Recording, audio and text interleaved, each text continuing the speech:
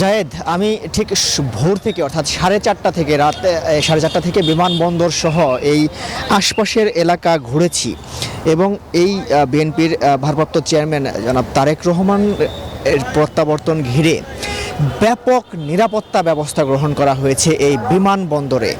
যেমনটি আপনারা দেখছেন, এখনও দেশের সকাল যতই বাড়ছে, বেলা যতই বাড়ছে, ততই দেশের বিভিন্ন প্রান্ত থেকে নেতাকর্মীরা ঢাকায় ঢুকছে। বিশেষ করে এই উত্তরের যে প্রবেশ পথ, উত্তরা আবদুল্লাপুরের যে রাস্তাটি রয়েছে, সেখান দিয়ে আমরা রাতে, গভীর রাত এবং শেষ রাত পর্যন্ত যেমনটি দেখেছি, বেলা বাড়ার সাথে সাথে নেতাকর্মীদের এই আগমন যেমন বাড়ছে, নিরাপত্তার চাদরে ঢেকে দেওয়ার সেই যেই কর্মযজ্ঞটি, সেটিও কিন্তু বৃদ্ধি পাচ্ছে। প্রথম সকালে যেমনটি দেখেছি, বিমানবন্দরের সামনে পুলিশ এবং ব্যাটালিয়ন পুলিশ সহ বিভিন্ন আইনশৃঙ্খলা বাহিনীর সদস্যরা টহল দিয়েছে এবং কিছুক্ষণ আগে থেকে এখানে সম্পূর্ণ নিয়ন্ত্রণটি মূলত সেনাবাহিনীর সদস্যরা এবং আনসারের সদস্য সহ আইনশৃঙ্খলা বাহিনীর সব সদস্য মিলে একদম সম্পূর্ণ নিয়ন্ত্রণে নিয়েছেন। এবং এই বিমানবন্দরে আপনারা জানেন, আজ সকাল 6টা থেকে যেই গেল সন্ধ্যা 6টা থেকে যেই রেস্ট্রিকশন ছিল,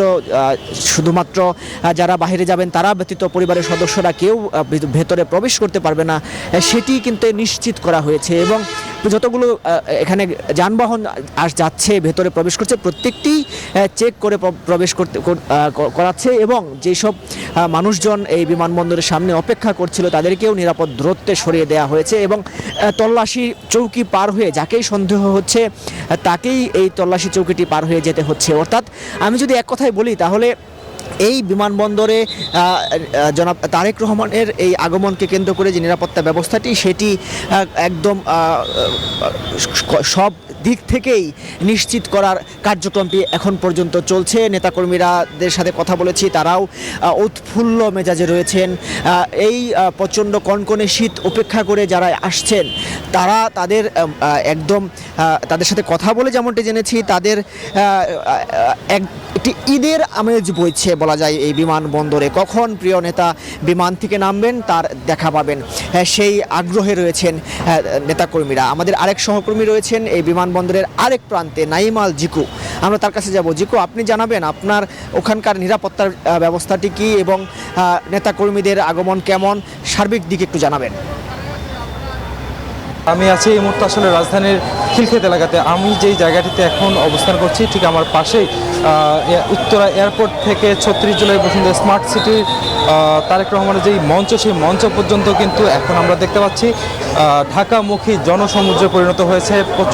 প্রচুর পরিমাণে ঢাকার বাইরে থেকে নেতাকর্মী এবং সমর্থকরা ঢাকার উদ্দেশ্যে রওনা হয়েছেন। তারা এই মুহূর্তে আসলে 36 জুলাই এক্সপ্রেসওয়ে যে মঞ্চটি রয়েছে, সেই মঞ্চের দিকেই যাচ্ছেন।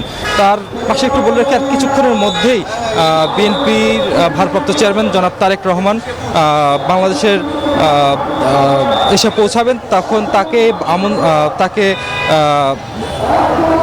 রিসিভ করার জন্য আসলে এই নেতাকর্মীদের ঢল রাজধানী জুড়ে নেমেছে।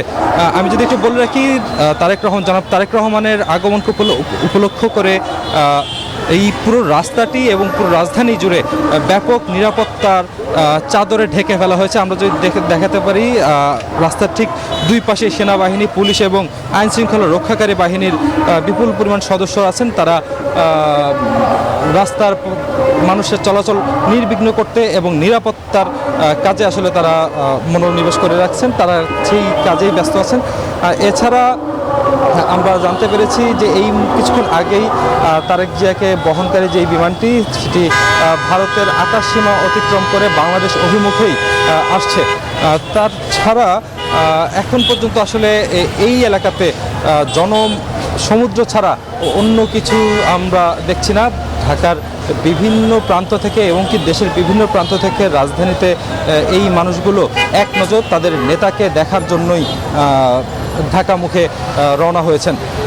আসলে আমার কাছে এর বেশি কিছু এই মুহূর্তে বলার নেই। নিরাপত্তার খাতিরে আমাদেরকে যে স্থানটিতে আমরা এই মুহূর্তে অবস্থান করছি, আমাদের এই অবস্থানটিকে সরে যেতে বলা হয়েছে, সেটি আসলে নিরাপত্তার খাতিরে। আমি যদি এই মুহূর্তে আমার সহকর্মীর কাছে যেতে চাই, তিনি আসলে 36 জুলাই এক্সপ্রেসওয়েতে আছেন, আমরা তার কাছে যাব।